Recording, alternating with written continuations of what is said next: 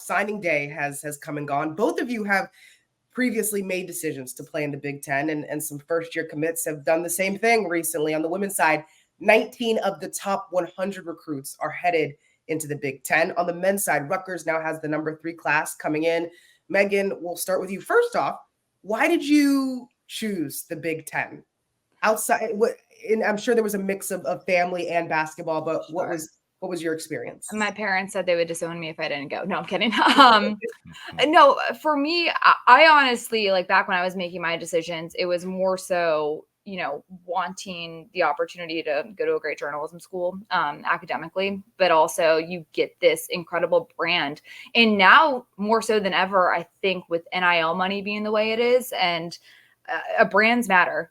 And you want to, as a young person, go play for a brand. And that's where I think a school like on the women's side who's been successful in the transfer portal, Ohio State and Michigan. Those are 2 great brands. Everybody in the country has heard about Ohio State or Michigan, even if you're not a sports person.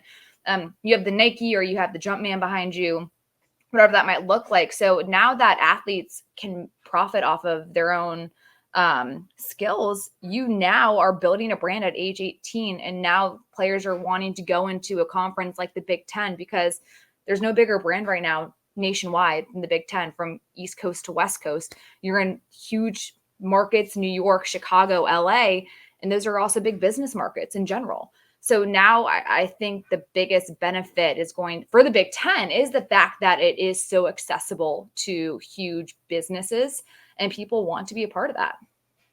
No bigger brand, quality-wise, but also quantity and probably square footage. Robbie, for you, what went into your decision?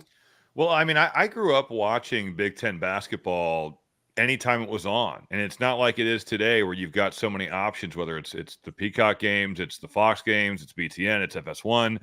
When I was growing up, it was the local channel, Channel 56, and they would have the Purdue and Indiana games on. And then you'd get that ESPN Plus game that was on the weekends, and you just watch. I grew up, we watched all the Bulls games, we watched all the Big Ten games, and my dad played tennis at Illinois, so I rooted for the Illini growing up. So I knew all the players. I knew I wanted to play in the league. And unless it was, one of the really big dog teams from a different conference, I kind of figured that I would play in the Big Ten. I had offers from about half the league. At that point, it was a lot smaller. There was just 11 teams at that point. Now we are a much bigger conference. But, just the tradition, the pageantry, the fact that I felt like the best coaches were in the Big Ten Conference, and it meant something to me. I'd grown up, I'd watched it for so long, and I still feel like it means something to me because of that fact, because I've just been so invested since I was a little kid. So I had opportunities to play at a couple different schools, and I was fortunate that Matt Painter and his staff really recruited me. But I think what Meghan said is so true too. And I didn't maybe realize this when I was committing, but the brand of the Big Ten, Meghan and I both live here in Chicago, and there's Big Ten grads everywhere. And Purdue there's a lot of Purdue people, but it's Indiana, it's Purdue, it's Illinois, it's Wisconsin, Michigan State, Northwestern, obviously. It's just the number of alumni from that conference here in this city it's astronomical. So just the networking aspect of it is something that maybe you don't realize when you're a high school kid, but when you're done playing, that can really pay off, whether it's at your school or from your conference.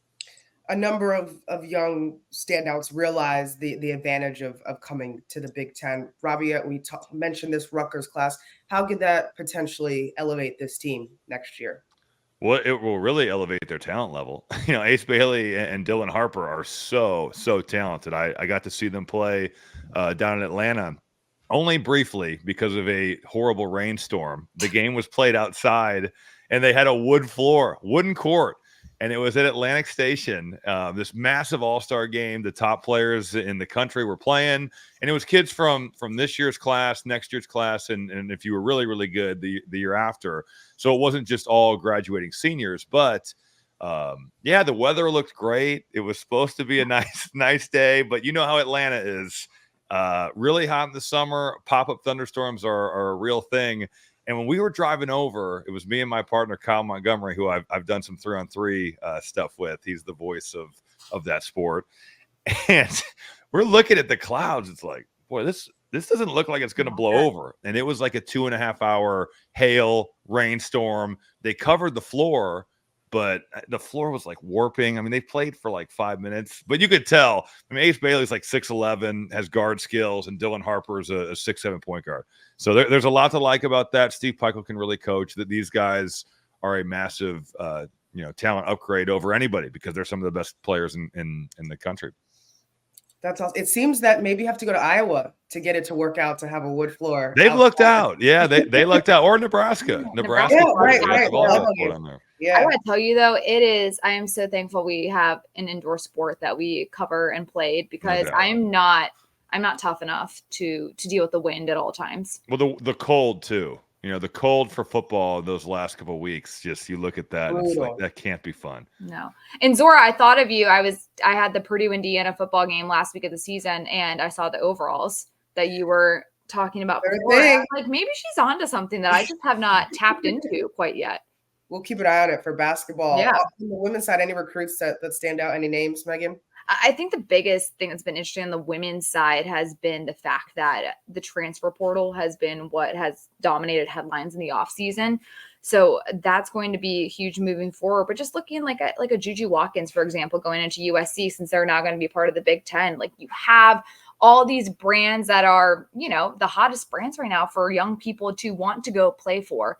And now that the Big Ten is national, I'm really excited to see what the transfer portal is going to look like this offseason, but also if any, incoming freshmen change their minds over the course, like younger players, like sophomores, juniors, change who they want to be recruited by and change their recruitment process as the Big Ten expands and they see what that coverage is like on TV.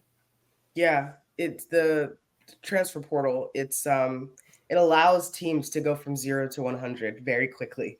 It's so crazy because coaches are recruiting their own team after every season. It's the wild, wild west. Right. I think it allows some teams to go from 100 to 0 as well. Yes. So there's the inverse of that, unfortunately. Very true. Yeah.